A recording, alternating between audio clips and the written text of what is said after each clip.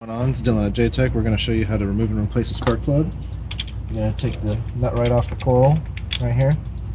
It's a small 10mm. Pull the coil out. Grab your spark plug socket. So the main reason why you would want to remove and inspect old spark plugs is to make sure if they're fouled and if the gap is correct. So as you can see, this one looks pretty good. The gapping on these is roughly 0.04. So we're going to take our gauge right here.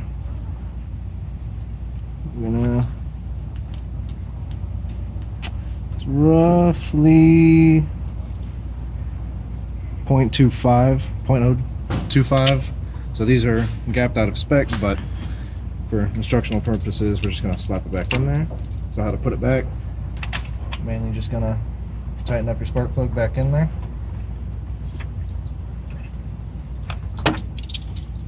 Slap the coil back on it.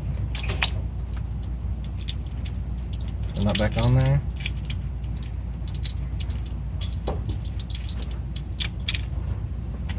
And that's about it.